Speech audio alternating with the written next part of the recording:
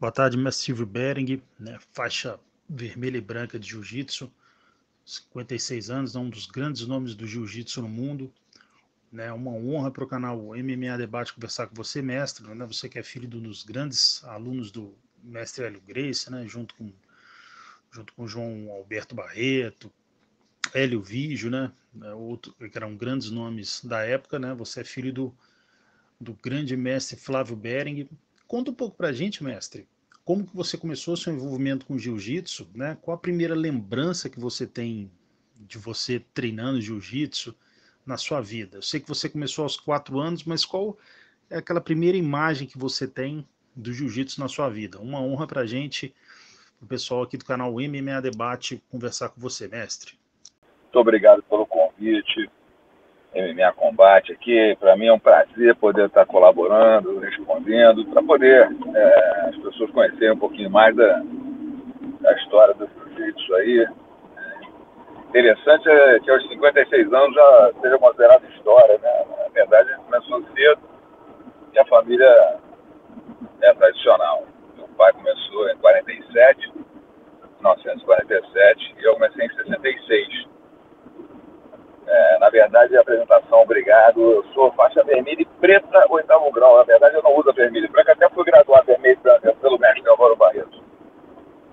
Em 2015, após 7 anos, ter recebido a graduação do mestre Alberto, mestre Álvaro, meu pai, do 7º grau, 2015, 7 anos depois, fui promovido à faixa vermelha e branca, 8º grau, uma cerimônia pelo mestre Álvaro Barreto. Mas usei quase um ano a faixa vermelha e branca, mas me incomodava muito aquela faixa por eu não ser reconhecido, né, pela IBJJF, que é a entidade que usa essa cor de faixa, como o Rickson, a IBJJF.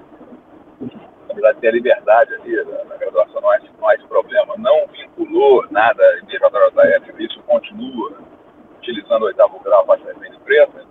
Eu optei por uma questão ética de não atropelar e ficar impondo uma faixa que não me foi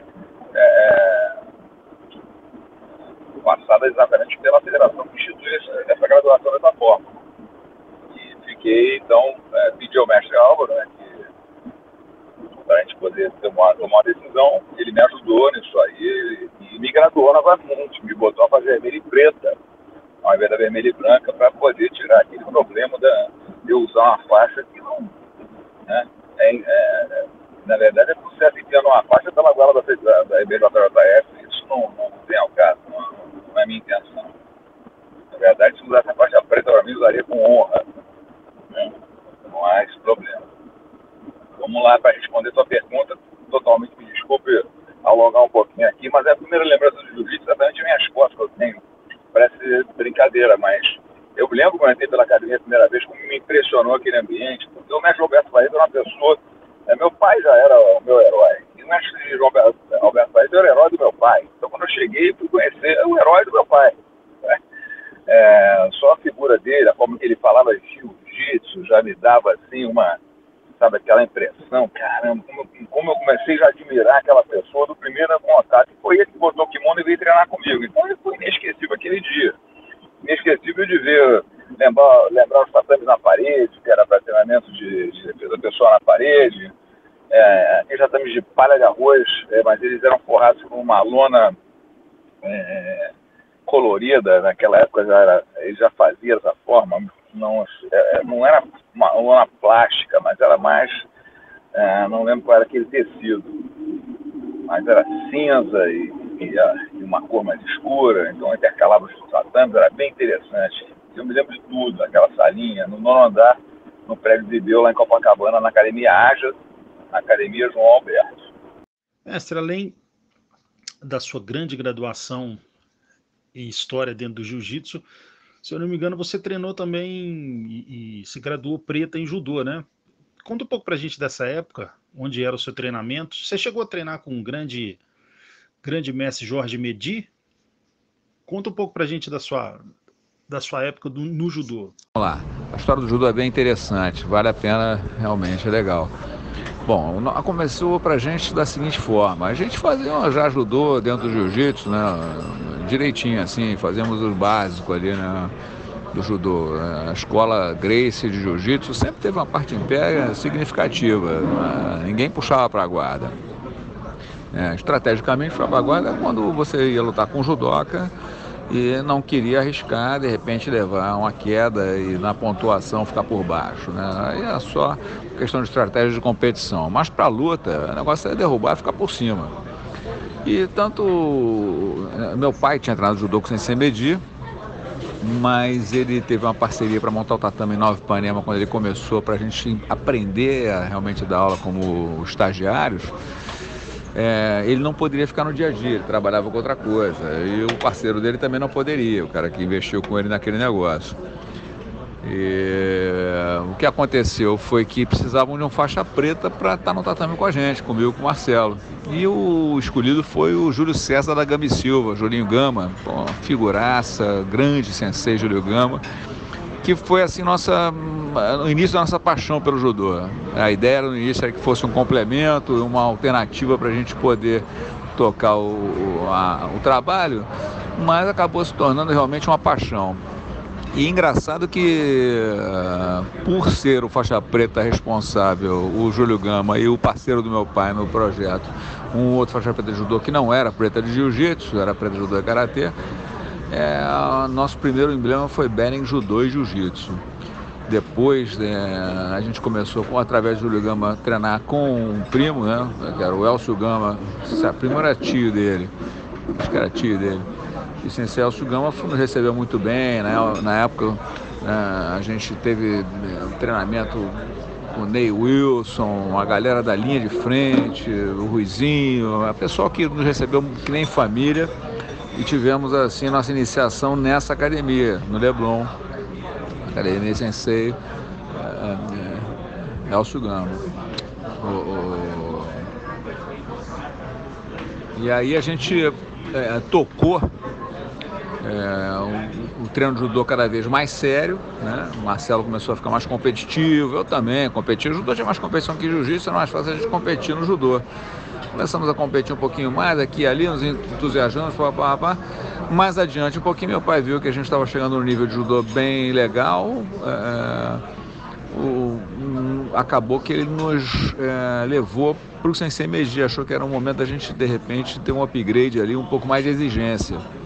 E o Sensei Medi realmente foi, se a gente estava buscando exigência, ali a gente encontrou exatamente o que era isso, né? A nossa iniciação foi muito legal no nosso Gama, mas a gente precisou ali realmente se adaptar. A adaptação no Sensei Medi foi braba, era seríssimo o treinamento. Ali eu tenho que confessar que todo dia que a gente chegava lá, isso era para todos nós, era notório, todo mundo, ninguém tem vergonha de dizer isso não, o coração batia forte na subida da escada, mas a gente estava lá direto treinando. E na verdade nenhum de nós se tornou faixa preta oficial de judô, não fizemos a graduação na federação, a gente foi graduado na academia, quer dizer, foi uma coisa mais informal. Então hoje eu não posso nem dizer que sou faixa preta de judô, porque eu não tenho como provar através de certificação que eu sou faixa preta. Mas dificilmente me deixariam treinar de faixa marrom em algum lugar aí, a não ser oficialmente, né? Mestre, você faz muitos seminários, né, em todos os lugares, e muitas vezes o seu foco, né, é defesa pessoal, né? A gente sabe que os grandes mestres, né, sempre enxergaram o jiu-jitsu como um modo de defesa pessoal e não somente como competição. Qual a visão que você tem hoje em dia, né, que o jiu-jitsu está sendo muito voltado nas academias para competição e perdendo um pouco dessa essência de defesa pessoal? Até muitas vezes a pessoa vai fazer a primeira aula dela de jiu-jitsu, já ensinam a pessoa a fazer um pouco de guarda, enfim, já pulam algumas etapas, tirando essa parte do sistema de defesa pessoal mesmo, né? Defesa de facada, defesa de paulada, enfim, a parte de defesa pessoal mesmo. Qual que é a sua visão sobre isso, mestre?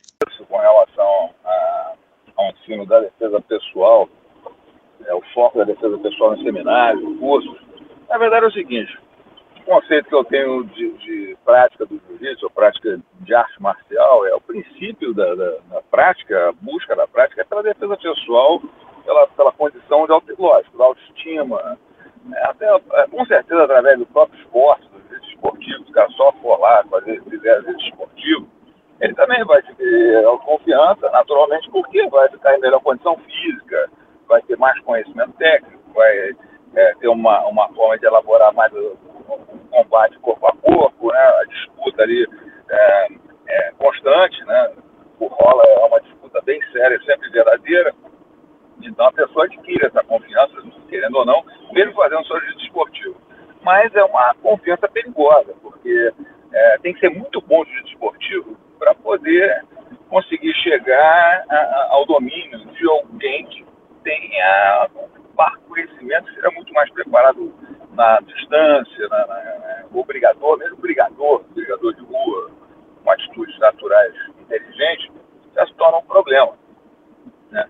Então a defesa pessoal é a forma que eu aprendi, a forma que eu ensino, que eu passo, eu acredito, em certeza, em fé, que seja um instrumento de iniciação de mais eficiência, mais eficácia. Atinge os objetivos rapidamente, dá uma condição ao aluno de resposta imediata.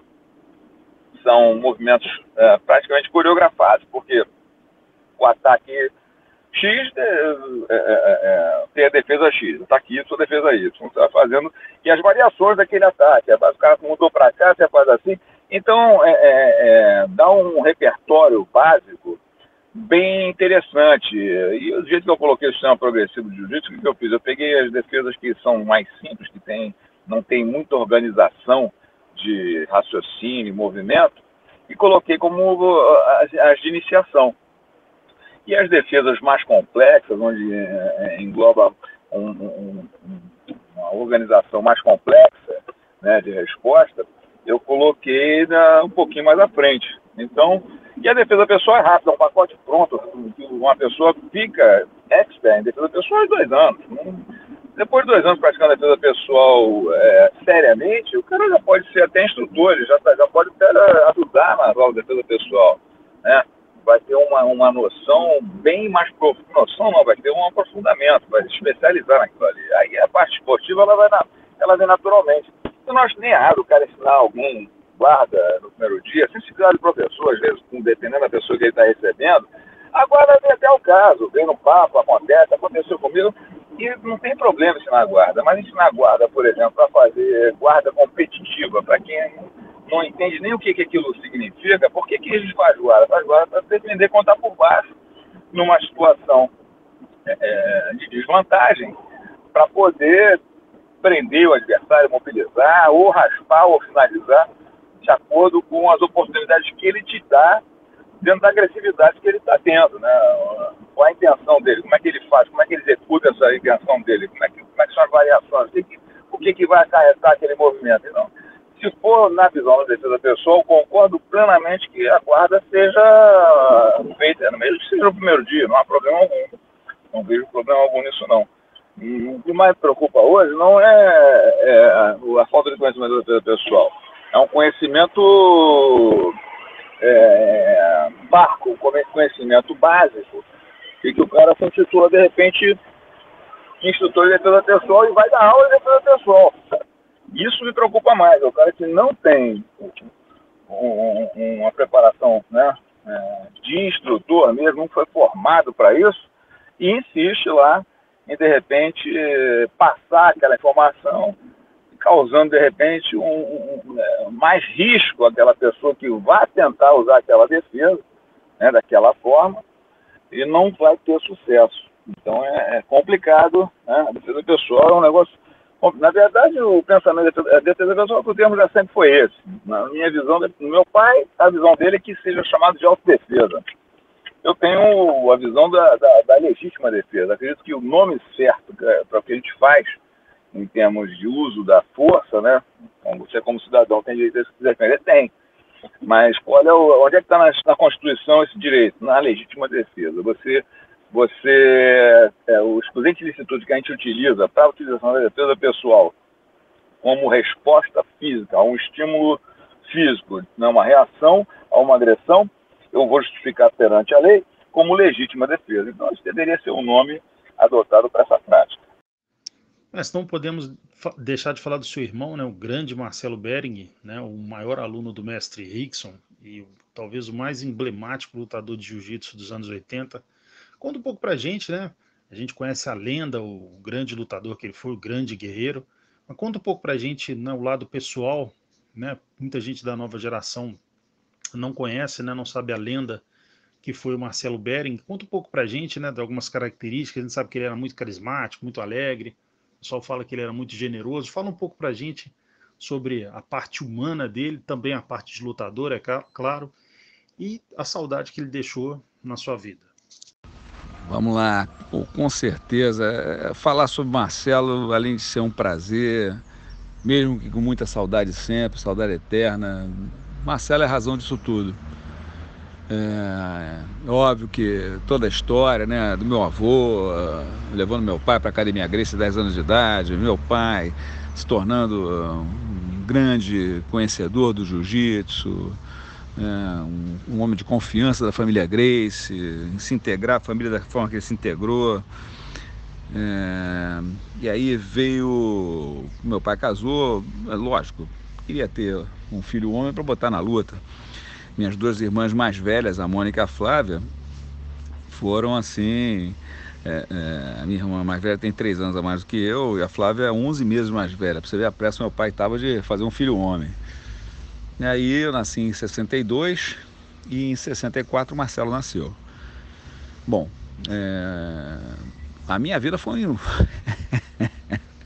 um inferno perto do Marcelo. O Marcelo é um desafiador, um guerreiro nato, né? Nasceu sem medo das coisas. Ele, se tivesse medo, ele partia para cima para vencer esse medo, era uma coisa natural dele. Essa era a personalidade do Marcelo, era extremamente expansiva e desafiadora. E para mim, para eu poder manter a minha posição ali de irmão mais velho, a briga era todo dia. A gente brigava muito, a porrada comia sem pena. Era mais violento até as brigas entre a gente do que as brigas com os outros. Com os outros a gente batia e tal, brigava. Lá de fora de casa a gente morria um pelo outro, mas dentro de casa a gente tentava se matar. Literalmente, cheguei um dia em casa, o Marcelo estava com uma lança que ele tinha feito, um cabo de vassoura que ele arremessou na minha direção e eu parei a lança com a minha mão, entrou por dentro da minha mão, tem uma cicatriz até hoje com essa da lança que o Marcelo fez lá em São Paulo. Ele devia ter uns 10 anos de idade, eu tinha 12 anos e era por aí. O Marcelo era extremamente intenso, mas a personalidade expansiva, desafiadora, tinha um lado dócil, carinhoso. Era o mais carinhoso, era o mais amoroso, era o que beijava, que abraçava, que estava sempre... Todo mundo... Marcelo entrava nos lugares, era o centro das atenções. Onde ele chegasse, não porque ele quisesse, não, mas a maneira dele ser, aonde ele chegasse, todo mundo olhava para saber quem é esse cara. Que brilho é esse que esse cara tem. A gentileza do Marcelo, eu posso resumir num único fato, né? A gente recebeu o primeiro salário nosso que a gente recebeu na academia, que a gente montou, que foi um saláriozinho razoável, foi bom, não foi ruim não. Ele gastou todo o salário pagando suco ali no Leblon para a molecada da rua. Viu que a gente estava tomando suco, a gente foi comemorar o salário e olhou em volta a molecada ali, né, de rua. Chamou todo mundo, pagou suco, todo mundo, acabou o salário dele naquele mesmo momento. E com a felicidade estampada no rosto, né? Não havia menor constrangimento em fazer isso, ou avaliação das consequências. Ele era um pouco inconsequente. E tudo que a gente emprestava ao Marcelo, sabia que o risco de não voltar era imenso, né? Porque ele era aquilo, se você emprestou aquilo ali, ele podia dar para qualquer pessoa onde ele encontrasse que precisasse mais do que ele. Esse era o espírito generoso dele. E ele aguardava as oportunidades, né, com ansiedade, para poder mostrar a sua lealdade, o seu potencial, a sua competência.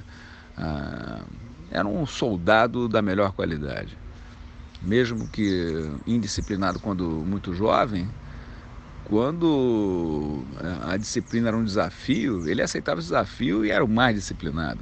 Quando a porrada era o desafio, a porrada era tudo para ele. Então todo desafio para ele era encarado de uma forma muito séria.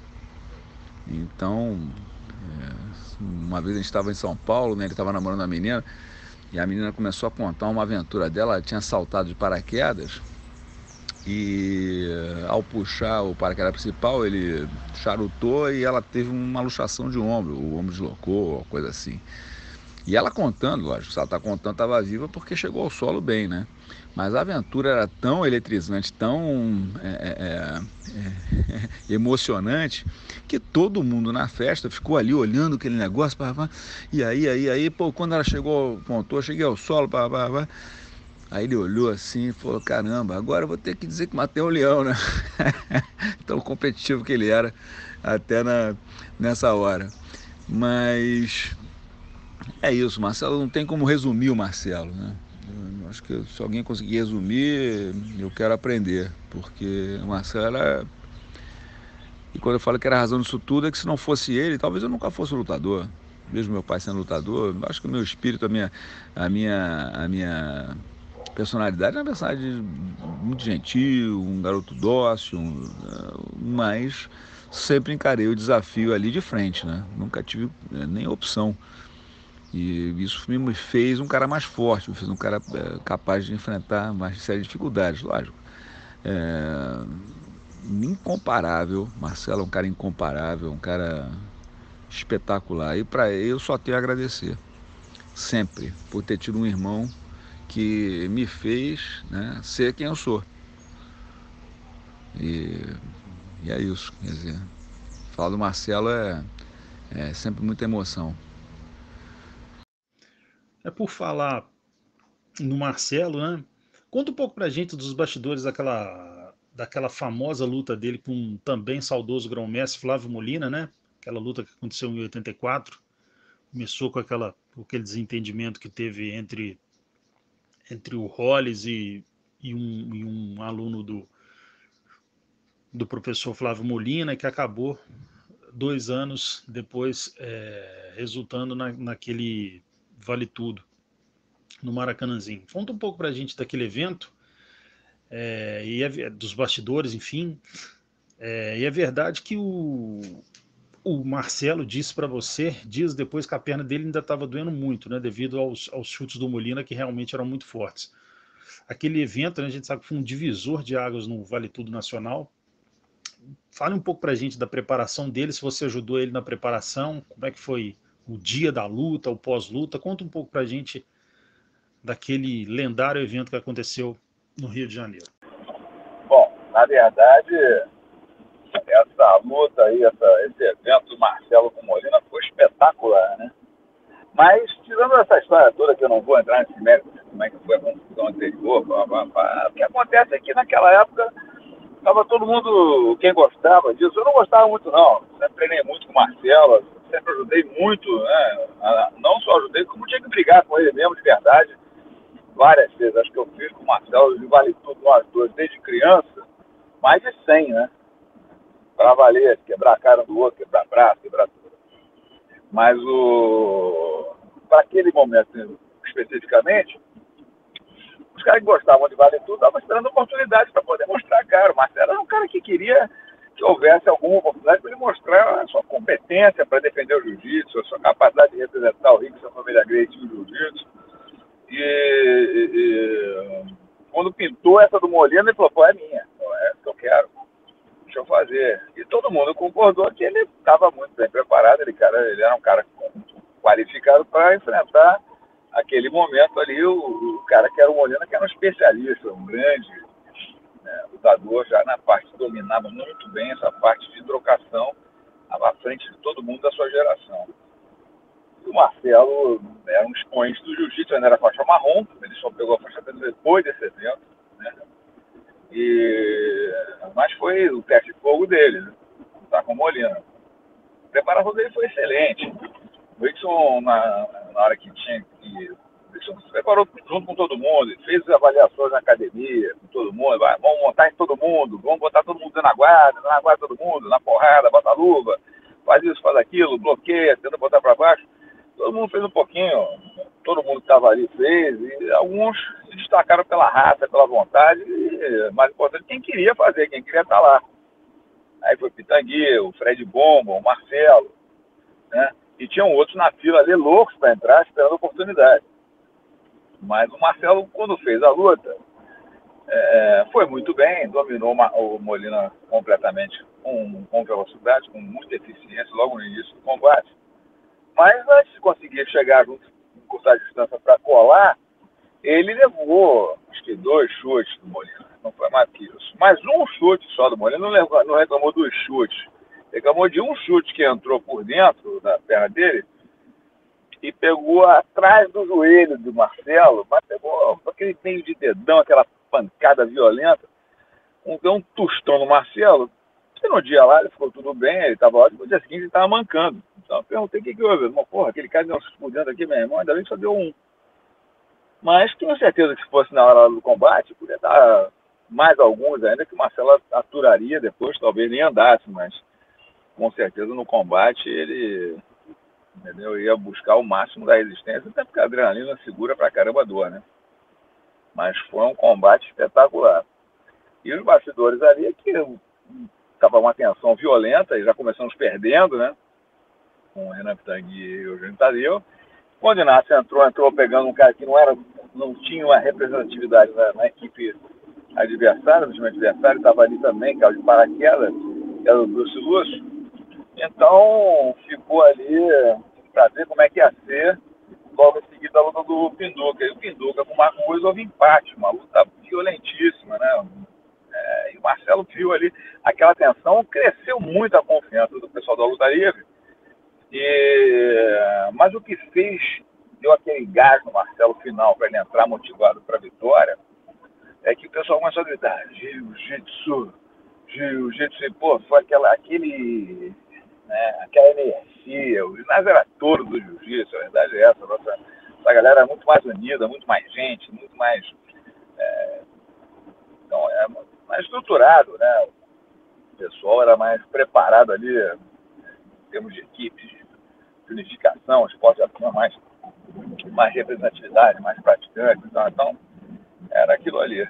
Foi excelente a vitória do Marcelo, porque deu ali o ponto final àquela história naquele momento.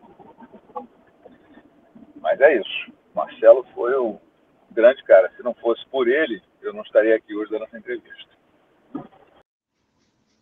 Essa última pergunta relacionada ao Marcelo, você acha que se ele não tivesse tido uma morte precoce aos 31 anos, você acha que ele teria se tornado talvez o lutador brasileiro de maior destaque no UFC ou no Pride, por exemplo?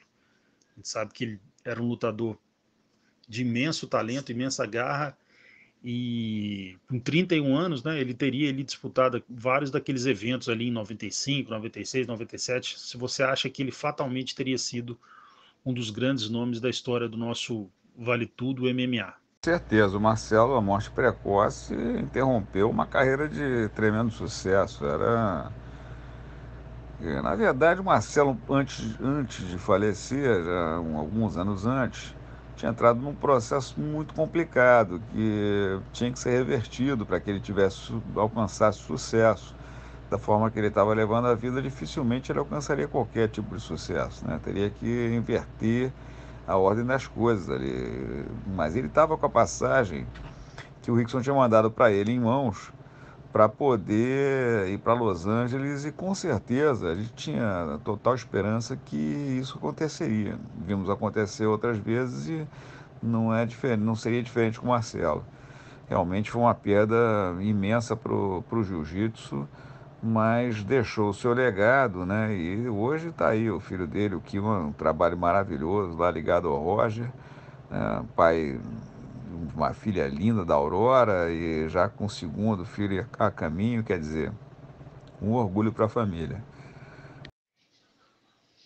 Mestre, a gente sabe que hoje em dia muita gente reclama, né, do jiu-jitsu, de competição, apesar de hoje em dia as bolsas, né, para lutador ser muito mais altas, né, hoje o lutador consegue ganhar dinheiro com seminários, com competições de jiu-jitsu, com competições internacionais também, mas muita gente fala que o jiu-jitsu hoje em dia está muito amarrado, as lutas estão geralmente sendo decididas por pontos ou por vantagem.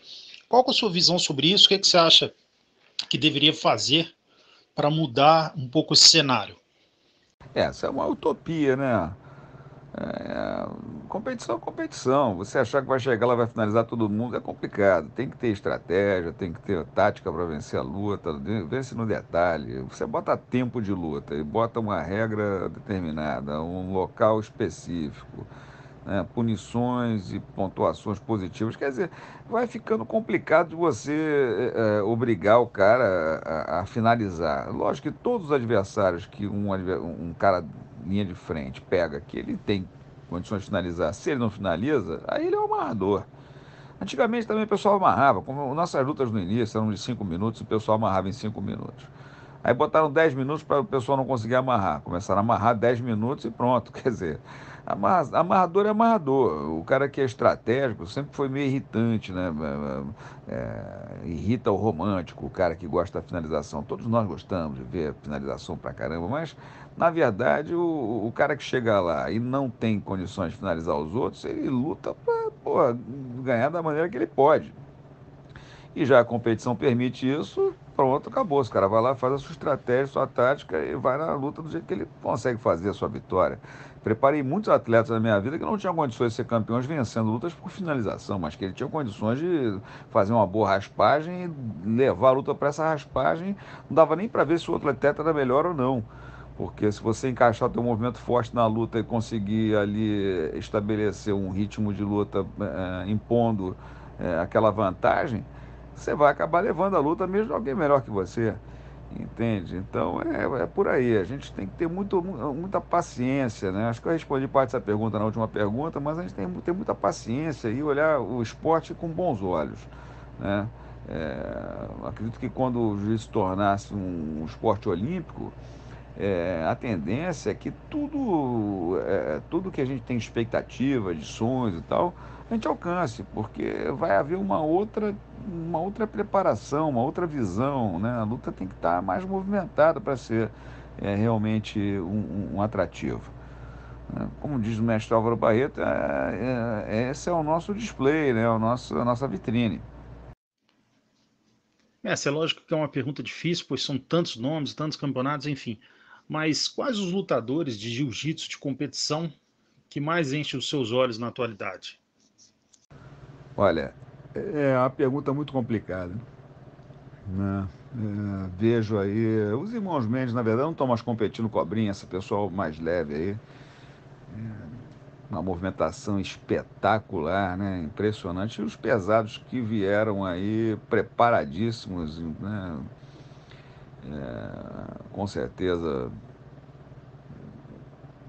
Eu prefiro nessa hora agora aqui, eu vou me preservar, não vou citar nomes não, né? Eu gosto de ver, mas tem lutas que são. O jiu-jitsu mudou muito, né? Então, quem parte para pegar vai sempre ser um motivo de orgulho, né, cara?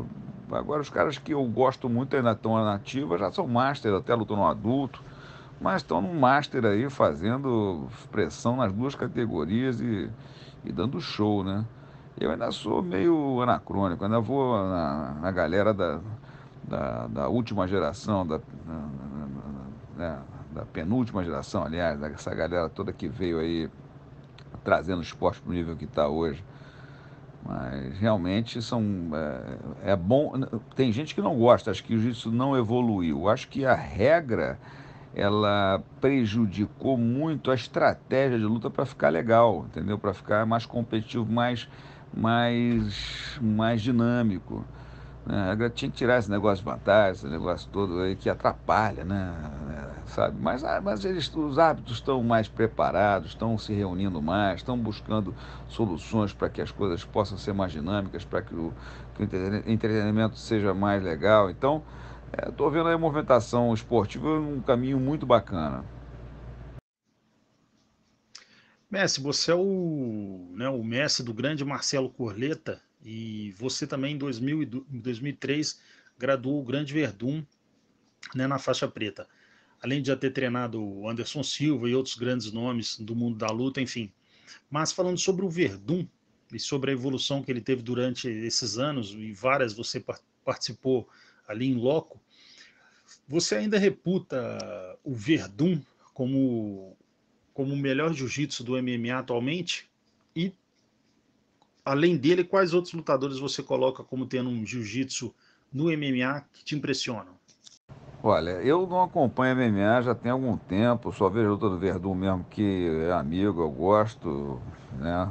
Fico na torcida, às vezes vejo algumas pessoas que eu gosto, alguns amigos, alguns que eu treinei, alguns que eu gosto de assistir, mas o Márcio Corleta foi realmente o melhor aluno que eu tive de jiu-jitsu, né?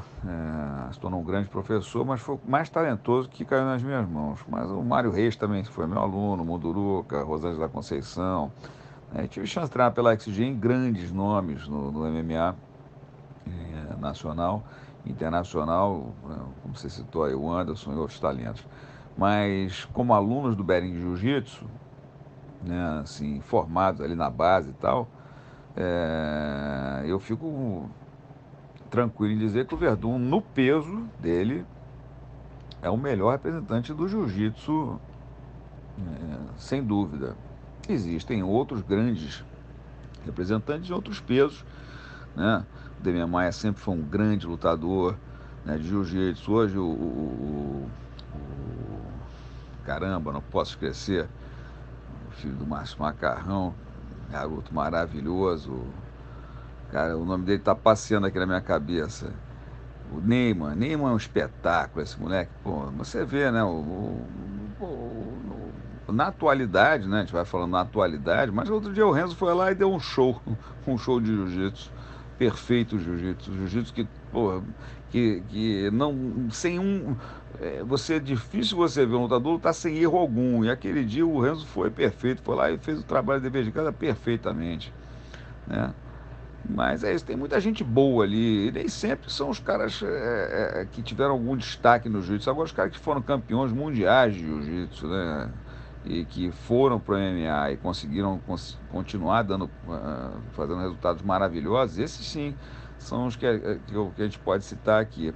Aqueles que fazem jiu-jitsu, mas não tiveram destaque esportivo no jiu-jitsu, mas têm grande resultado no MMA, talvez citá-los não seria justo com os outros, né? Mestre, eu tive a honra de entrevistar o seu pai, mais ou menos há uns 2 anos atrás, uma entrevista longa de mais de 1 hora. E na entrevista, fazendo algumas perguntas sobre o seu irmão, chegou uma hora ele disse assim para mim: muita gente sempre fala do Marcelo e coloca o Silvio apenas como um grande mestre, um grande professor, mas eles não sabem que ele também foi um grande competidor. Então, fale um pouco para a gente da sua época de competição no pano, né? E quais aqueles momentos que você viveu na sua carreira como lutador de jiu-jitsu que não saem da sua cabeça? Os seus momentos mais marcantes. Eu prefiro, na verdade, deixar como sempre foi, né? O Marcelo como a imagem do grande competidor que sempre foi. Ele era o leão da família, sem dúvida. Eu tive a minha história, tive uma derrota na faixa preta e todas as outras lutas que eu fiz foram vitoriosas. E só venci uma delas por pontos e todas as outras foi por finalização. Não foi tanto assim, não competi tanto quanto ele, né? Me dediquei muito, realmente. Eu tinha 250 alunos em 92, quer dizer. Para que isso acontecesse, a minha dedicação era 10 horas por dia de tatame. Dificilmente eu conseguia me preparar para estar pronto para competir. Mas quando competi, fui bem. Perdi minha primeira competição de faixa preta, quando peguei a preta em janeiro, fui disputar um campeonato em fevereiro, em 84. Ganhei a minha estreia, primeira luta. Mestre Hélio era o árbitro da luta. Uma luta muito ruim, onde eu ganhei no finalzinho, dei uma queda, peguei as costas do adversário. E logo em seguida, quando acabou a luta, o mestre Hélio levantou meu braço, mas estava brabo e olhou para mim, deixou o cara sair, olhou para mim e falou: que merda, hein, Bering? E, pô, me derrubou, né? Mas a sinceridade dele serviu como Quer dizer, naquele dia me derrubou, fui para a segunda luta já derrotado e fui finalizado rapidamente pelo Peixotinho, que já era um ícone na época, um cara de destaque, e me atropelou, né? Eu fui muito metido, entrei na categoria de cima achando que tinha alguma chance. Ganhei uma luta, não tive condições de fazer a segunda. Mas 4 anos depois voltei a competir e ganhei os 2 eventos do ano que eu lutei. Ganhei o Carioca, uma luta na semifinal com o Rocker Gracie e na final com o Júlio César, líder da Gama Filho, e fui campeão do evento. E depois tive mais uma luta nesse ano no primeiro Black Belt Challenge, que era o primeiro desafio de Jiu-Jitsu, onde o Marcelo fez a grande luta com o Cássio Cardoso de 1 hora, né? Eu fiz a luta inaugural com o Pascoal Duarte, que era uma estrela na época do Oswaldo Alves, que estava representando ali em parceria o Carson Gracie, e consegui a vitória em 20 minutos de luta por finalização. Na verdade foi desistência verbal, né? O Pascoal desistiu no final da luta, ele pediu para parar, eu tinha conseguido 2 finalizações bem encaixadas, que ele escapou na raça, mas acabou sentindo no final a dificuldade de dar continuidade à luta e desistiu. E mais adiante lutei o Circuito Paulista Master em 98, fui campeão da categoria absoluta, mas tinha pouca gente, né? Eram poucos que lutavam, eram sempre os mesmos, aí, né? Mas todas as lutas que eu ganhei naquele ano foram finalização. Pô, foi bacana, entendeu? Minha história de lutador foi legal. Eu sempre fui um cara muito calmo, mas realmente o grande campeão da família, sem dúvida, e a minha inspiração, o motivo disso tudo foi o Marcelo, né? Ele que me dava essa pilha para poder competir, ia lá, treinava comigo, falava, ninguém faz assim comigo, rapaz, tem que competir.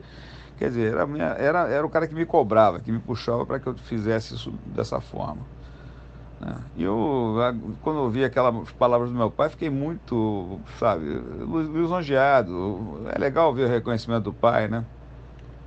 Ele teve poucas vezes ele me assistiu lutando, mas era o cara que estava ali sempre com a gente, ele sabia do potencial que eu tinha, até porque foi ele que encascorou a gente, né? Então ele sabia que a gente tinha feito uma vez um confere muito legal lá com o Royce, meu pai e o mestre Hélio, eu e o Royce, um confere muito legal, e eu acho que o meu pai ficou super satisfeito, né? E bacana, sabe? Assim, é legal ouvir essas palavras do pai e fico feliz em poder saber que né, realmente a gente é, eu fico aqui orgulhoso de ouvir, né? É bacana. Não quero ficar vaidoso, não. Mestre, um amigo meu foi num seminário seu há muito tempo, né? Elogiou bastante o seminário, que além da parte técnica das posições, enfim, ele disse que você aborda muito, muito também o tema da pessoa ser mais tolerante, dela conversar, enfim, dela só brigar em último caso mesmo, dela tentar buscar o diálogo, um método que você emprega em seus seminários, da pessoa conseguir ponderar o máximo possível antes de ir para um possível confronto mano a mano com a pessoa. Conta um pouco para a gente desse seu método e se você ainda emprega isso nos seus seminários. Eu vou contar uma história aqui, eu acho que vai ser um pouquinho longa, mas acho que vale essa pergunta, vale uma boa resposta. A metodologia que eu estou utilizando, né, é uma evolução, né, na verdade, da interpretação do que a gente sempre aprendeu. A gente aprendeu a defesa pessoal reativa, onde uma agressão, um estímulo, gera uma reação e pronto. Mas nem sempre é, a intenção do outro ou a agressão do outro, ela pode me causar dano, né? Ela pode... vamos lá, então, começando. E o primeiro exemplo que eu vou dar aqui, que é simples, é o seguinte: eu precisava entender um pouco melhor até onde a lei me protege, sendo mestre de jiu-jitsu, na época professor, né? 2006, quando o Maurição foi assassinado no Rio de Janeiro, e a gente ficou naquela dúvida e o cara saiu por legítima defesa. Bom, problema nosso, né? Quer dizer, se o cara desarmado é atingido com 2 tiros e o outro que deu 2 tiros sai por legítima defesa, o que está acontecendo? E eu fui ver que realmente justificava naquele momento, dentro né, dos preceitos da legítima defesa como excludente de licitude, aquela ação daquele cara. E fui vendo nas situações de defesa que a gente aprendia que muitas das agressões, elas são agressões de intimidação que normalmente não vão para lugar nenhum, elas terminam ali mesmo, caso você não se intimide e consiga colocar né, palavras certas na sua boca para que o outro para você não levar gasolina para apagar fogo. E estudando isso e tal, naquela dúvida, naquele momento de angústia ali da morte de Maurição, o Rickson apareceu, porra, que nem um anjo, rapaz, trouxe a conexão jiu-jitsu invisível, aquele negócio, e eu percebi que na defesa pessoal, se eu conectasse, dava para falar. Comecei a falar e começou a funcionar. Então a verbalização se tornou uma forma de defesa pessoal que a gente não treinava, e eu comecei a treinar a verbalização, né? Não foi uma proposta, um conceito, você fala, conversa, não, comecei a ensinar como falar, como falar, que rosto que tem que ter, que tipo de feição, não sorrir, não isso, não aquilo. Quer dizer, as técnicas, né? Houve uma técnica onde eu desenvolvi um sistema de treinamento em cima disso aí, e a defesa pessoal foi crescendo nesse sentido inverso da progressão. Eu fui fazendo até chegar na precaução, na prevenção. E de uma forma realmente técnica, né? De uma forma sistemática. A gente criou o gerenciamento progressivo de comportamento conveniente. Aí essa ideia foi uma barata, levei isso para um curso, os caras fizeram o curso, gostaram. Disseram que tinha uma escola de formação de vigilantes que de repente seria um excelente laboratório para mim, que ia ser muito legal. Rapaz, eu levei para essa escola, Forbim, com o Helder Andrade, o Helder Andrade, um ex-militar, um cara com uma história muito bacana.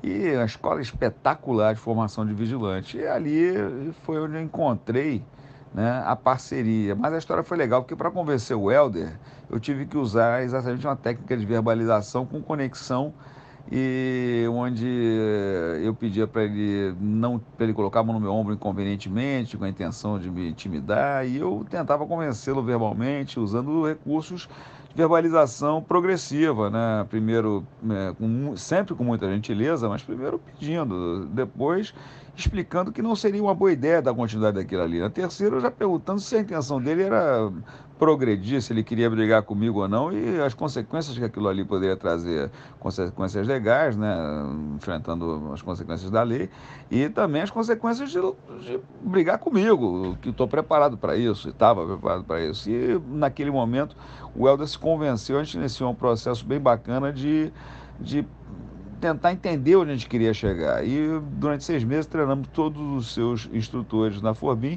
no sistema de defesa pessoal do Gracie Jiu-Jitsu, no Jiu-Jitsu brasileiro, através do sistema progressivo de Jiu-Jitsu, que é uma metodologia que eu sempre trabalhei, que é muito bacana, que eu tirei lá do trabalho do mestre Álvaro Barreto, da parte de aquecimento de defesa pessoal que ele fazia nas aulas particulares.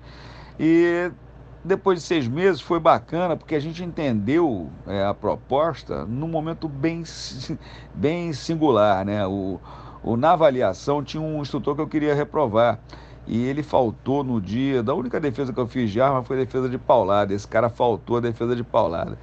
E aí eu queria reprovar o cara. Quando chegou na hora da defesa de paulada, depois de todo mundo fazer as avaliações todas, né, prevenção, abordagem, verbalização, defesa pessoal básica, de intimidação, de empurrão, agarrão, levantada, paulada. E o cara, já percebi que ele ficou nervoso. Aí eu pedi pro Helder buscar um pedaço de pau, ele trouxe um bastão de general de pau-brasil, extremamente pesado, um negócio realmente contundente. Eu expliquei o perigo que estava se aquilo ali se acertasse alguém, mas que eu iria dar a paulada de verdade, que eles estavam preparados para se defender. Aí fui para cada um deles e deixei esse cara por último. E todos os 5 primeiros, eu perguntava se estava pronto, partia para a paulada, eles defendiam perfeitamente, fizeram as defesas perfeitas. Quando eu virei para esse cara, eu olhei: você está preparado? Ele falou: mestre Silvio, me perdoe, eu não estou preparado, o senhor sabe disso.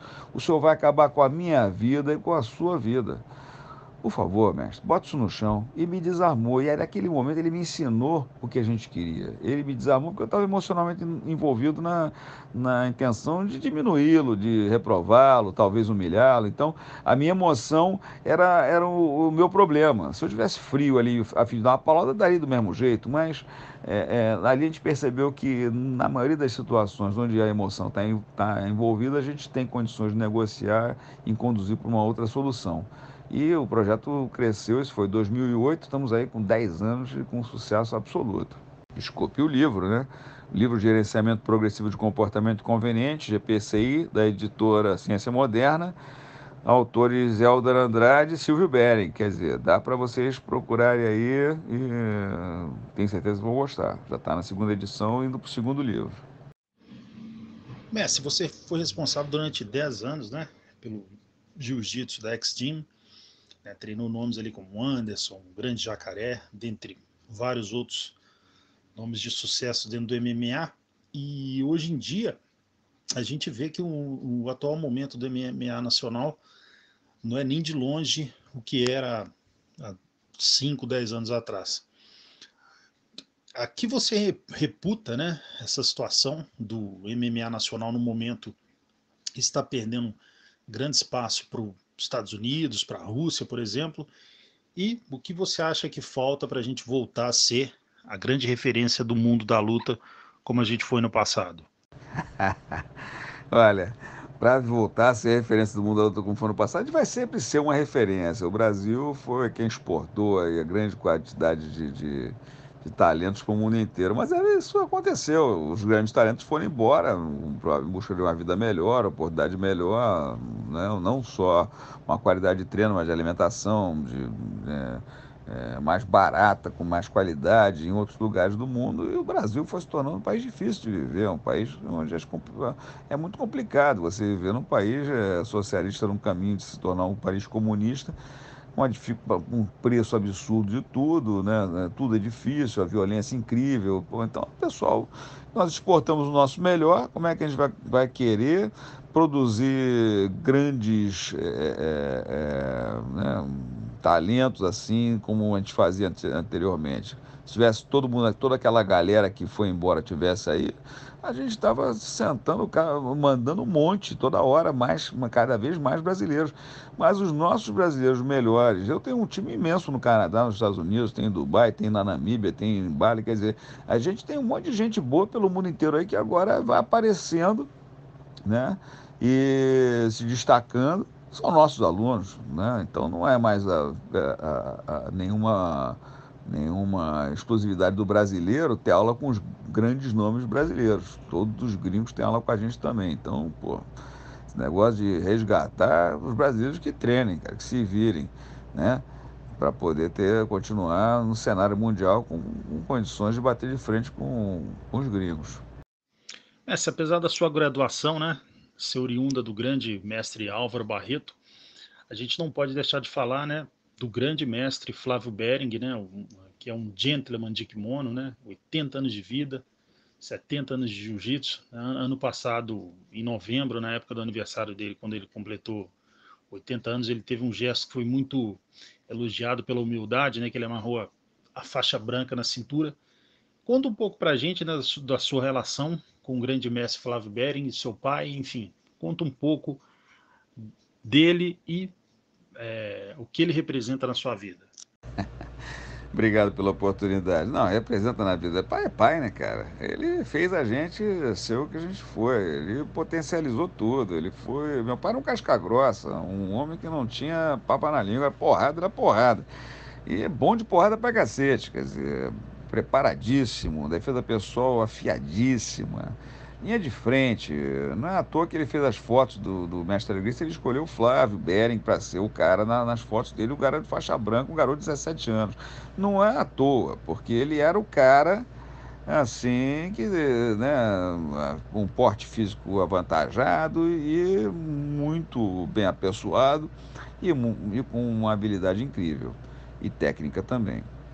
Foi nosso mentor, sempre foi, mas ele era um cara que trabalhava com marketing, então ele ia direcionando a gente, levando a gente para os lugares, não deixava a gente medrar, não deixava a gente, sabe, botar o galho dentro, não tinha como evitar. Se ele pusesse, a gente tinha que ir lá e cair para dentro de onde estivesse. Ele levou a gente para tudo que é lugar. E botava ali, estava do lado e escolhia realmente quem se identificava mais com a personalidade de cada um. Tanto que ele me botou com o mestre Álvaro e o Marcelo com o Rickson. E sempre foi o nosso grande mentor, né? O cara era o cabeça da história. Ele vinha e dava pra gente aquele trato, como também na hora da porrada, ia lá e enfiava a porrada na gente. Tava a gente encascorava ela na porrada. Então eu não tenho. Eu não sei nem como, cara. Eu fico às vezes pensando, meu pai foi um anjo, meu pai e minha mãe, porque eu e Marcelo, a gente era o, era o capeta, né? Marcelo era o capeta. Eu era o meio freio de mão da galera ali, do nosso time ali, mas eu era um problema também, entendeu? Não era um cara de porrada na rua o tempo todo, mas não tinha essa, né? A gente estava sempre arrumando problemas, sempre arrumando confusão, nossa vida era muito intensa. Não sei, meu pai, porra, o hospital era todo verão. Naquela época, então, que não tinha celular, a gente pegava, montava a cavalo de manhã cedo, já aparecia. Eu fugi de casa com 7 anos de idade, eu e Marcelo, ele tinha 5, eu tinha 7. Fugi de casa a primeira vez, quer dizer, a gente tem uma história muito, muito intensa. Dá para fazer um filme bem bacana, mas o Flávio Berg foi um herói para gente, foi o grande exemplo, o grande pai, o pai do ano, o pai de todos os anos, foi, né, e ainda é, um cara com a idade dele fazer o que ele faz, porra, fala 6 línguas fluentemente, viaja o mundo inteiro o tempo todo, com 81 anos. Hoje eu tive chance de levar o meu neto para ele conhecer o Gabrielzinho, maravilhoso. Pô, estavam ótimos lá, bateram muito papo. E tá com uma vitalidade incrível aos 81 anos de idade. Então é um orgulho poder ver meu pai ainda ativo dessa forma, né? E sempre vai ser. O mestre Álvaro é o meu mestre, foi quem meu pai me direcionou para ser, mas o meu pai é o mentor, é o cara, né? Tanto que ficou tão forte que, na verdade, na hora que ele resolveu assumir o Jiu-Jitsu em 92, quando o Marcelo começou a sair fora, o Berg Jiu-Jitsu só ganhou potência, só ganhou força, né? O Marcelo fez o nome, abriu a frente, eu tinha um potencial incrível também, mas o meu nome não destacava porque era Corpo 4, eu era o professor da Corpo 4, mas me destacava, sim, pela minha qualidade de ensino, né? Então, quando juntou todo mundo, o Berg Jiu-Jitsu aí despontou novamente e explodiu. Mestre, uma honra para o canal MMA Debate conversar com você. Extremamente importante dentro da história do jiu-jitsu no mundo, uma das pessoas mais importantes da história do jiu-jitsu. E assim como seu pai, né, um gentleman de kimono, extremamente educado, gentil.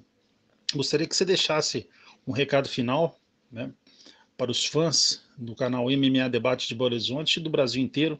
Deixasse sua mensagem final para a gente. Foi uma grande honra conversar com você, mestre. Os Querido Floresto, meu amigo, prazer todo meu em falar com você, é bacana as suas perguntas, muito obrigado pela oportunidade. Espero que o pessoal goste, tá? Estou sendo sincero, respondendo as perguntas aqui com sinceridade, lógico, com o máximo de cuidado para não criar nenhuma polêmica muito complicada, mas é isso aí que eu penso e é assim que eu sou, tá? Então, muito obrigado, viu? E a todos aqueles que estão ouvindo, que ouviram todas as respostas até agora, estão me ouvindo nesse momento, eu quero agradecer pela atenção, pelo carinho, né, pela oportunidade de poder me expressar um pouquinho dentro das perguntas inteligentes e bem colocadas aqui pelo canal. Muito obrigado a todos, uma boa noite.